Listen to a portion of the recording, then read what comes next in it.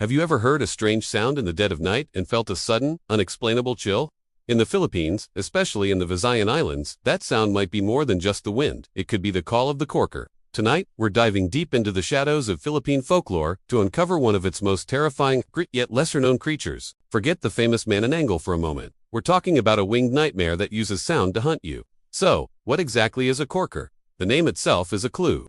It comes from the eerie, rasping, croaking sound it makes as it soars through the darkness. Kor, kor, kor, a sound that echoes through rural villages, striking fear into anyone who hears it. By day, the corker is indistinguishable from anyone else. It could be your neighbor, a quiet vendor at the market, or someone you pass on the street. They live ordinary lives, hiding a monstrous secret that only awakens when the sun goes down. But as night falls, a terrifying transformation occurs. The corker sheds its human skin and becomes a large, bat-like creature, a dark, winged being with one thing on its mind: hunting. This is where the corker becomes truly horrifying. Its most famous and frightening characteristic is how it manipulates sound. The old tales warn that when you hear its Kor Kor call loud and clear, the creature is actually far away. But when the sound becomes faint, almost a whisper on the wind, that's when you should be most afraid. It means the corker is right above you, ready to strike. It's a cruel trick, lulling you into a false sense of security just moments before it attacks. The corker is a predator of the night.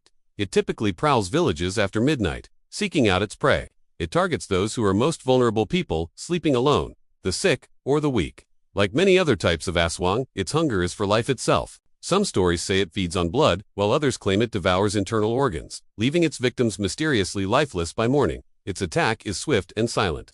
Once it has used its deceptive call to get close, it descends without a sound. The victim, often deep in sleep, has no chance to react.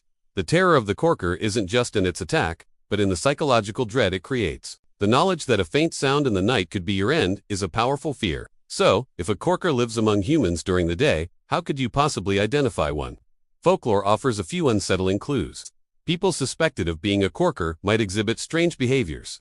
They often have an intense aversion to common kitchen items like garlic, salt, and strong spices, which are believed to ward off evil. You might also notice they have an unusual sleep schedule, seeming exhausted and lethargic during the day, only to become unnaturally active and energetic at night.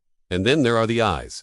It is said that the eyes of a corker in its human form hold a strange quality.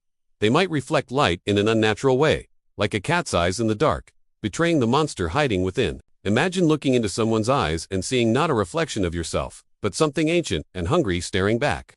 But even a creature as terrifying as the corker is not invincible. Like many Aswang, it has weaknesses rooted in folk belief and tradition. These are the tools that have been passed down through generations to protect against such creatures of the night. The most common defenses are things you might find in any Filipino home. Garlic, with its pungent smell, is believed to be a powerful repellent. Hanging braids of garlic on windows and doors is a classic way to keep a corker at bay. Salt is another weakness. Sprinkling salt around your house or on your windowsill creates a protective barrier that the creature supposedly cannot cross. The sharp acidity of vinegar is also said to be effective against them.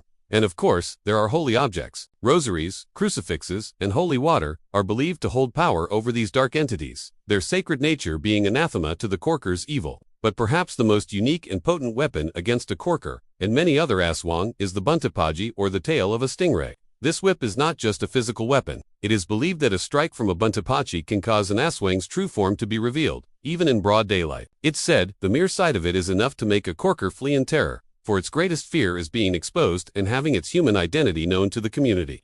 The corker is more than just a monster from a scary story told to children. Its legend carries a deep cultural meaning. It is a manifestation of the primal fear of the dark and the unseen dangers that lurk within it. The corker's deceptive call served as a very practical warning for people in rural communities. Stay indoors after dark. The night belongs to things you don't want to meet. Its story teaches a valuable lesson about deception. The idea that a sound growing fainter means the danger is closer is a powerful metaphor. It warns us that threats are not always loud and obvious. Sometimes, the greatest danger is the one that approaches silently, the one you underestimate until it's too late. The corker embodies the terror of the unknown, the fear of what you can hear but cannot see. So, to recap, the corker is a bat-like Aswang from Visayan folklore, known for its horrifying, deceptive call that grows softer as it gets nearer. It's a stealthy night hunter that lives as a human by day and preys on the unsuspecting by night. A true nightmare born from the sounds of the dark. The world of Philippine folklore is filled with fascinating and terrifying creatures, many of which are identified by the unique sounds they make. The corker is a perfect example, but it's not alone. You have the tik-tik, another winged creature whose name also mimics its sound, often said to be a spy for larger asks. And then there's the wak-wak, whose name is said to come from the sound of its leathery wings flapping in the night. Each of these creatures has its own unique lore and methods of hunting, and comparing them reveals so much about the regional fears and beliefs across the Philippines. Would you be interested in a deep dive comparing the corker, the tik-tik, and the wak-wak to see which is the ultimate winged terror? Or perhaps a list of the scariest creatures from folklore, ranked by the sounds they make? We could even take what we've learned today and weave it into a full-blown horror story. Let me know in the comments what you'd like to explore next. Your curiosity guides our journey into the shadows. Thanks for watching, and remember, if you hear a faint croaking sound in the middle of the night, maybe don't ignore it. Stay safe, and I'll see you in the next video.